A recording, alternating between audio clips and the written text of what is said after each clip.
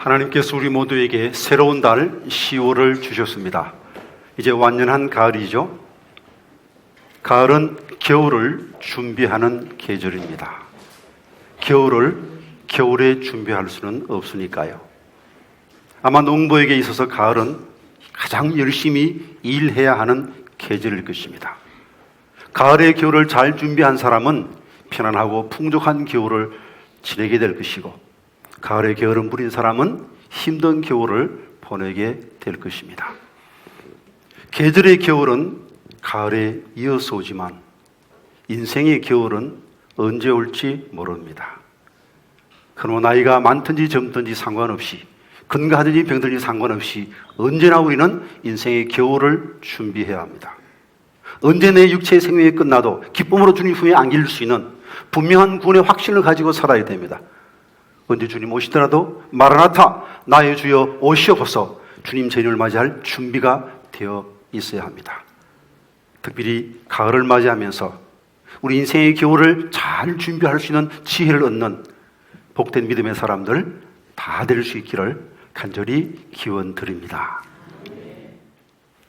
이 중에 예수님이 10년 된 사람, 20년, 30년 여러 종류의 사람들이 계실 터인데, 자, 예수 믿고 어떤 은혜를 받았습니까? 어떤 기도의 응답을 받았습니까? 간증거리가 얼마나 됩니까? 자, 예수 그리스도를 인격적으로 만났습니까? 분명한 구원의 확신이 있습니까? 언제 죽어도 언제 주님 재림하시도 상관이 없다는 분명한 그 확신과 기쁨 가운데 날마다 천국의 영광을 누리며 기쁨을 누리며 살아가십니까?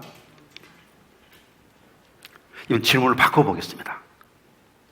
기도 응답의 맛을, 기도 응답의 체험을 맛보고 하기를 원하십니까? 분명한 구원의 확신을 갖기를 원하십니까? 천국과 부활의 기쁨과 소망 가운데 살기를 원하십니까? 만약 후자의 질문에도 글쎄요 하고 대답하는 분이 계시다면 이건 참 곤란합니다. 미지근한 성도가 되고 말아요. 미지근에 만족하면 안 됩니다. 미지근은 본인은 합격이라고 생각하지만 주님 볼 때는 불합격이에요. 라오디게아 교회는 미지근한 상태에서 만족하며 살았어요. 그러나 주님은 너희들 불합격이야, 열심히 내고 회개해, 이렇게 말씀하시는 것이죠. 계시록 말씀 한번 같이 읽어봅니다.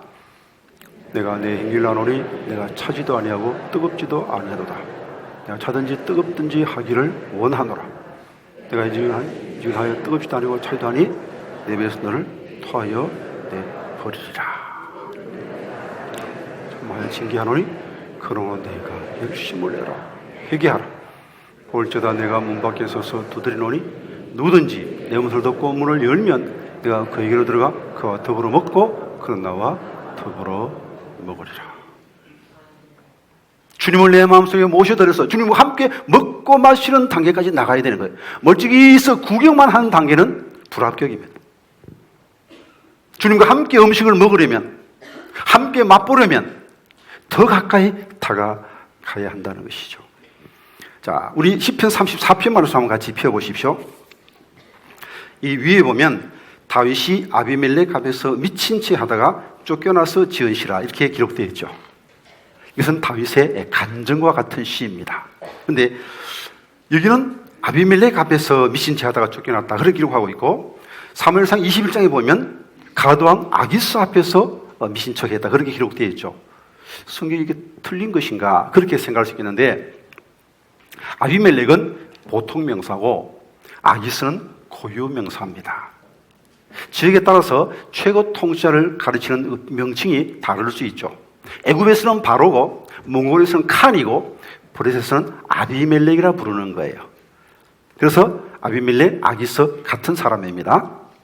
자, 우리가 잘 아는 대로 다윗은 이세 막내 아들입니다. 존재감이 없던 천덕꾸러기였어요. 집안에서 그저 천한 일 도맡아는 그런 천덕꾸러기였는데, 전쟁터에 가서 골리앗을 물맷돌로 물리치고 일약 천부장이 됩니다. 그리고 요나단의 사랑을 입어서 요나단 왕자의 아주 절친이 됩니다. 그래서 왕자가 그의 갑옷, 칼, 활을 다 다윗에게 선물을 줄 정도로 가까워졌습니다. 뭐는 아니고 사울의 딸 미갈과 결혼해서 왕의 사위가 됩니다. 부마가 됩니다.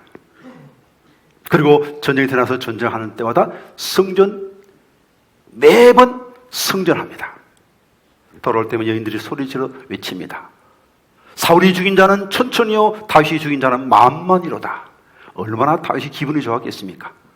근데 문제는 사울은 전혀 기분이 좋지 않았다는 거죠. 되게 기분이 나빴겠죠. 다윗은 만만, 나는 천천? 왜 그럼 다윗이 나보다 낫다는 건가? 이놈을 살려두다는 내 왕자리가 위태롭겠구나. 그렇게 생각하고 다윗을 죽이려 합니다.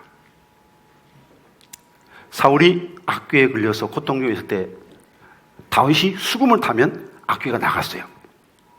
그래서 사울이 악귀에 고통당할 때마다 다윗이 가서 수금을 타주는데 하루는 수금을 타고 있는데 사울이 창을 던졌어요. 다행히 용케 피했습니다만 정말 위험하죠. 또 한 번은 집에 있는데 다윗을 잡으러 군사를 보냈습니다. 미갈이 몰래 광주를 실어서 창밖으로 탈출시켜서 살긴 살았습니다만 정말 위태롭죠.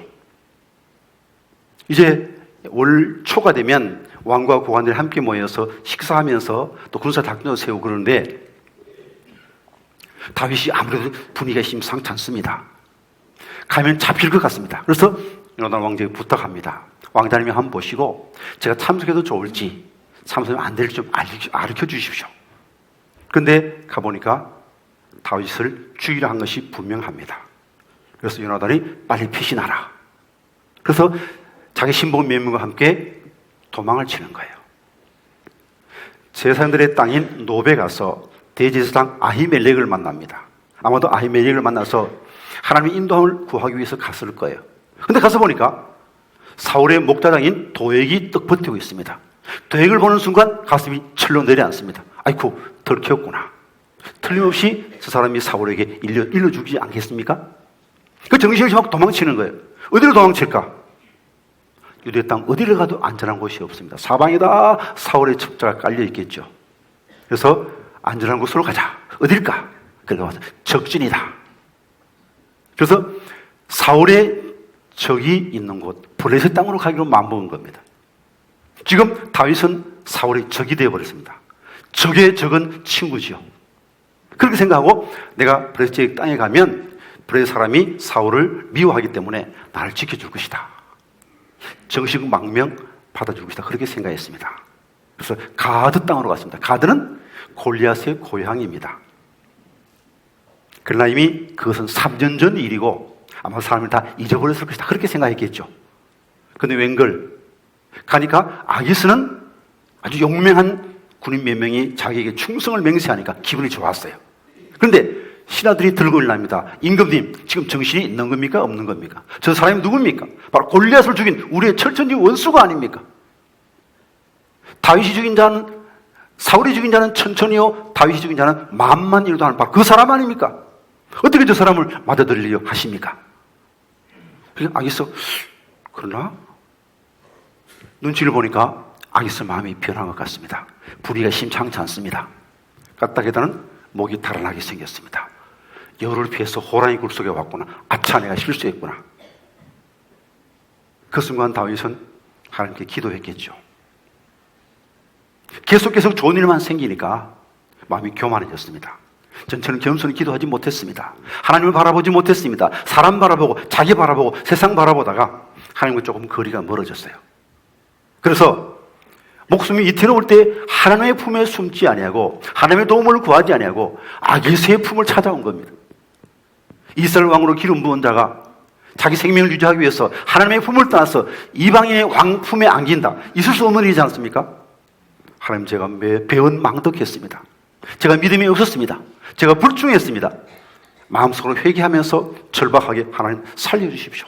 살려주십시오. 기도했겠죠. 그때 하나님께서 아마 지혜를 주셨을 겁니다. 어떻게 하면 살까? 그래, 미친 척 하자.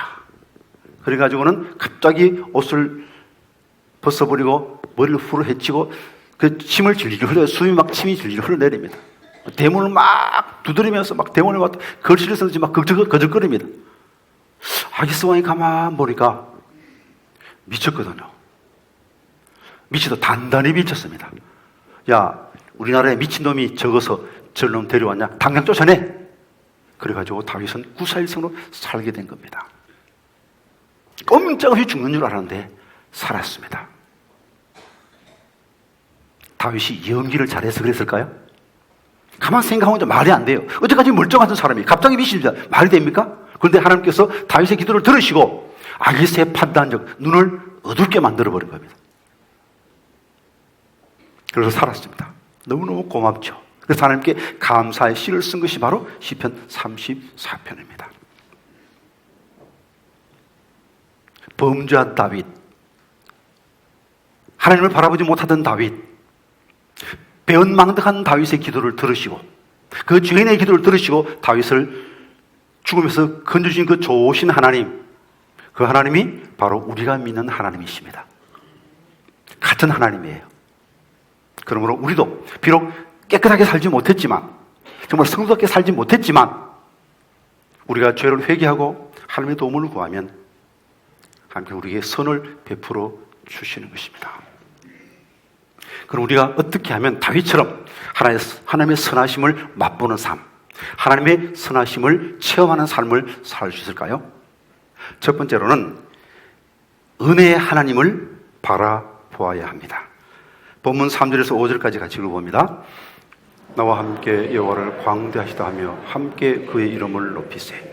내가 여호와께 간구하며 내게 응답하시고 내 모든 두려움에서 나를 건지셨도다. 그들의 주를 앙망하고 광채를 내었으니 그들의 얼굴은 부끄럽지 아니하리로다. 주를 앙망하고, 다윗은 문제의 원인이 무엇인가를 깨달았습니다. 내가 지금 하나님을 바라보지 않았구나. 내가 하나님의 도움을 구하지 않았구나. 내가 세상 바라보았구나. 사람 바라보았구나. 원인을 바로 깨달았습니다. 문제를 해결하려면 문제의 원인이 무엇인지를 정확히 파악해야 됩니다.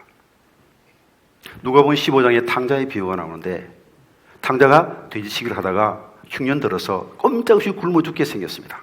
그때 탕자가 이렇게 생각했다면 어떻게 되었겠습니까? 내가 이렇게 어려운 처지에 있는 것은 친구를 잘못 사귀었기 때문이다. 내가 이렇게 어려운 처지에 빠진 것은 투자를 잘못했기 때문이다. 내가 지금 이렇게 어려운 것은 취직을 잘못했기 때문이다. 그렇게 생각했다면 문제가 제대로 해결되었겠습니까? 그런데 둘째는 굶어 죽게 된 그때서야 아하, 내가 왜 이렇게 어려운 처지에 있는가? 그것은 아버지 집을 떠났기 때문이다. 왜 아버지 집 떠났습니까? 내 마음대로 살고 싶어서. 아, 이것이 잘못이구나. 아버지로 돌아가야 되겠다. 그렇게 생각한 것이죠. 누가복음 15장의 말씀 한번 같이 읽어봅니다. 가 돼지 먹는 지혈님으로 배를 채우고자 되 주는 자가 없는지라. 이 스스로 돌이켜 이르되 내 아버지에게는 양식이 풍족한 품꾼이 얼마나 많은가. 나는 여기서 줄여 죽는구나. 스스로 돌이켰습니다. 나의 잘못이 무엇인가를 깨달았습니다. 아버지를 돌아가야 되겠다. 우리가 하나님을 바라보는 것은 강제로 하시지 않습니다. 우리가 강제로 하나님을 바라보기 물론 하실 수는 있겠죠. 그렇게 되면 우리의 자유의지는 침해를 받게 됩니다. 하나님은 우리에게 자유의지를 주셨습니다. 그리고 그 자유의지를 존중하십니다. 만약 아버지가 둘째가 저 객기에서 굶어 죽어가고 소문을 듣고 종을 보내가지고 야 그럼 당장 끌고 와라 그랬다면 몸은 끌고 올 수 있지만 마음은 데려올 수 없는 거죠. 만약 그렇게 됐다면 그 둘째 아들의 인격은 여지없이 무시되는 거죠. 아버지는 그렇게 하지 않았습니다. 기다렸습니다. 힘들면 깨닫겠지, 힘들면 돌아오겠지 하고는 날마다 먼 동구 밖을 바라보면서 아들을 기다린 거예요. 그리고 아들이 스스로 깨닫고 돌아오자 맨발로 뛰어나가서 그 아들을 맞아들인 겁니다. 문 밖에서 두드리신 예수님, 왜요? 우리 인격을 그만큼 존중하시기 때문이다. 문을 부수고 들어오시지 않아요. 여러분이 어려움 당할 때 하나님이 알아서 도와주시는 겁니까? 아니요. 고난은 하나님께서 우리에게 기회를 주신 겁니다. 나의 도움을 구하라. 나를 바라봐라. 내게 도움을 구해라 하는 것을 의미하는 겁니다. 마태복음 11장의 말씀을 같이 읽어봅니다. 수고하고 무거운 짐을 자들아 다 내게로 오라. 내가 너를 쉬게 하리라. 자, 이 말씀 좀 마음에 안 드는 분이 계실지 모르겠어. 아이고 정말 무겁겠구나. 아이고 수고가 많구나. 주님이 알아서 그 짐을 벗겨주시면 얼마나 좋겠습니까? 주님이 그렇게 하시지 않습니다. 힘드냐? 무거우냐? 그러면 내게로 오라는 겁니다. 예수님 도저히 내 힘으로는 이 짐을 질 수 없습니다. 내 힘으로는 안 됩니다. 주님 도와주십시오 할 때 그때 주님께서 도와주시겠다는 것입니다. 많은 사람이 어려움 가운데 그냥 고통 가운데 있는 거예요. 계속 자기만 바라보고 있는 거예요. 문제만 바라보고 있는 겁니다. 그럼 주님께 도와주십니까? 아닙니다. 주님 바라볼 때까지 주님은 기다리시는 것이죠. 우리가 여호와의 선하심을 맛보려면 두 번째로는 절박한 심정으로 응답될 때까지 부르짖어야 합니다. 6절에서 8절까지 말씀을 같이 읽어봅니다. 이 공고한 자가 부르짖음에 여호와께서 들으시고 그의 모든 환난에서 구원하셨도다. 여호와의 천사가 주를 경외하는 자를 둘러 진치고 그를 건지시는도다. 너는 여호와의 선하심을 맛보아 알지어다. 그에게 피하는 자는 복이 있도다. 생명이 경하게 달린 그 위험한 순간에 다윗은 절박하게 하나님께 부르짖었습니다. 막 큰 소리를 내어 기도하지는 못했을까요? 그러나 마음속으로는 온 심령을 다하기 위해서 하나님 도와주십시오. 하나님 도와주시지 않으면 전 죽습니다. 하나님 살려주십시오. 간절한 심령으로, 절박한 심정으로 하나님께 메어 달렸던 것입니다. 많은 사람이 기도 응답 체험하셨습니까? 기도 맛을 보셨습니까? 하면 별로 응답의 체험이 없습니다 하는 사람의 공통점은 이 절박한 심정이 없어요. 얼마나 기도하셨습니까? 한 5분, 한 10분? 근데 매일 5분, 10분, 5분, 10분 이래가지고 10년, 20년, 30년 가도 달라진 건 아무것도 없습니다. 시간을 좀 더 많이 투자해야 됩니다. 맛을 보려면 한번 먹어봐서 맛을 압니까? 어떤 것은 그렇지만 어떤 음식은 몇 번 먹어봐야 맛을 알아요. 그때 한국 잠깐 다녀간 그 외국인들은 김치 맛을 몰라요. 근데 한국 몇 년 살다 간 사람은 외국 가서도 김치 찾아요. 왜? 김치 맛을 알기 때문에. 많이 먹어봤기 때문에. 시간이 없지만 도움될까 해서 결례인 줄 알면서도 제 이야기 잠깐 하겠습니다. 저는 한 5, 6살 때부터 교회 다녔습니다. 고등학교 졸업하고 바로 신학대학 갔습니다. 저는 신학대학 들어가게 되면 막 믿음이 막 좋아질 줄 알았는데 이상한 그 신학 배우고 나니까 오히려 믿음이 막 흔들리는 거예요. 신라이 불토만 이런 사람 이야기 듣고 나면 아주 철수까지 믿었던 그 의심마저 그 신앙마저 막 흔들리는 거예요. 나중에는 하나님 정말 살아계실까? 예수님 정말 부활하셨을까? 아주 기본적인 것마저 흔들립니다. 물론 믿는 마음이 더 크지만 10%, 20% 흔들리는 게 굉장히 괴로웠습니다. 그런데 문제는 저는 기독교 교육학을 전공했기 때문에 3학년이 되면 나가서 교육전설을 해야 됩니다. 은하에 앞에서 설교를 해야 됩니다. 그런데 2학년 여름 방학 맞이했는데 아직까지 해결이 안 되는 겁니다. 기도했죠. 1년 반 동안 기도했는데 응답이 안 됐어요. 그 가만히 생각해 보니까 집중적으로 기도를 못한 겁니다. 기도 조금 하다가만. 그래서 이번에 좀 달리 해야 되겠다. 내가 집중적으로 기도해야 되겠다 생각하고 방학 맞이하자 제일 먼저 한 것이 뭐 다른 놀러 가는 거 다 뒤로 미루고 기도하러 가야 되겠다. 그렇게 생각하고 중대한 문제를 앞두고 준비해야 되죠. 그래서 금식하면서 준비했습니다. 이만큼 3끼를 금식했습니다. 그리고 기도원에 가서 밤이 맞도록 기도했습니다. 하나님을 직접 만나고 싶습니다. 만나주세요. 살아계심을 보여주세요. 직접 만나주세요. 간절히 기도했는데 어느 한순간, 짧은 순간 아주 맑은 물 같은 느낌, 아주 투명한 크리스탈 같은 느낌이 들면서 제 마음속에 모든 의심을 완벽하게 다 제거해 주셨습니다. 하나님의 살아계심과 십자가와 부활, 모든 성경의 내용을 100% 완벽하게 믿을 수 있는 믿음을 주셨습니다. 그리고 그 순간 강력한 성령의 은사를 체험하게 하셨습니다. 그리고 새벽녘에 기도구를 나오는데 동료의 동이 도면서 하늘이 파랗게 보이는데 어제 본 그 하늘이 아닙니다. 새 하늘입니다. 하늘을 바라보는데 마치 하나님의 얼굴을 보는 것 같습니다. 바람 소리가 샤 하는데 그냥 샤 하는 제 귀에는 그 바람 소리가 희건아 내가 너를 사랑한다. 하나님의 사랑이 속삭임으로 들렸습니다. 꽃을 보는데 꽃이 저를 보고 방금 웃잖아요. 희건 씨 사랑해요. 지금 제가 이 자리에 피어 있는 것은 하나님께서 당신을 위해서 이 자리에 피어 있는 겁니다. 당신을 기쁘게 하기 위해서 내가 지금 이 자리에 존재하는 겁니다. 나무도 나를 위해 존재하는 것 같고 세상 모든 것이 다 하나님의 사랑으로 느껴졌습니다. 그 순간에 어스틴이 고백록에서 하나님은 마치 이 세상에 사랑할 사람이 나 하나밖에 없는 것처럼 나를 사랑하신다. 그 말을 몰랐었는데 내가 체험해보니까 그 뜻이 무엇인지 알겠더라고요. 그리고 와서 친구들을 만나는데 세상에 이렇게 잘생긴 미남 미녀들이 세상에 어디 있단 말입니다. 완벽했습니다.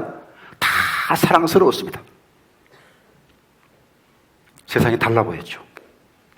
그리고 다시 버스를 타고 돌아오는 길에 버스 속에 있는 사람들을 붙들고 전도하고 싶어서 견딜 수 없었습니다. 당신이 하나님 만나보셨습니까? 저는 하나님 만났습니다. 하나님도 살아계시고 당신도 살아있는데 만나지 못할 이유가 무엇입니까? 내가 만난 하나님 당신도 한번 만나보세요. 붙들고 전도하고 싶었습니다. 다윗이 만난 그 하나님, 제가 만난 그 하나님, 바로 여러분의 하나님이시죠. 여러분도 만날 수 있습니다. 직접 만난 체험이 없는 사람, 한번 집중적으로 기도해 보십시오.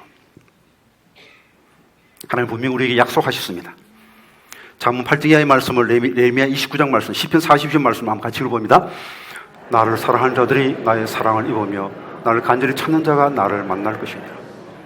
여호와의 말씀이니라. 너를 향한 나의 생각을 하나니 평안이요 재앙이 아니니라. 너에게 미래와 희망을 주는 것이니라. 너희가 내게 부르짖으며 내게 와서 기도하면 내가 너희들의 기도를 들을 것이요 너희가 온 마음으로 나를 구하며 나를 찾을 것이요 나를 만나리라. 하나님이여 사슴이 시냇을 찾기에 갈급함같이 내 영혼의 주를 찾기에 갈급하리이다. 내 영혼이 하나님 곧 살아계신 하나님을 갈망하나니 내가 어느 때에 나아가서 하나님의 얼굴을 배울까. 삶이 힘드십니까? 노후가 염려되십니까? 구원의 확신이 흔들리십니까? 그래요. 바로 기도의 기회를 잡은 겁니다. 하나님 주신 기도의 기회입니다. 여러분에게 주어진 고난은 하나님의 May I help you? 이 음성입니다. 그냥 고통 중에 신음하지 마십시오. 이제 눈을 들어 하나님을 바라보십시오. 하나님께 기도하십시다. 응답될 때까지. 이 교회 새벽 기도에 나와서 은혜 받은 사람이 있습니다. 금요일에 나와서 하나님 만난 사람이 있습니다. 이제는 순종이고 이제는 실천입니다. 얼마나 기도하기 좋은 계절입니까? 얼마나 성경 읽기 좋은 계절입니까? 이 가을에 우리 인생의 겨울을 준비해야 되겠습니다. 그래야 날마다 하나님의 선하심을 맛보고 여호와는 나의 목자시니 내게 부족함이 없습니다. 내 잔이 넘치나이다 고백할 수 있는 복된 믿음의 사람, 기도의 사람 다 될 수 있기를 간절히 기원드립니다.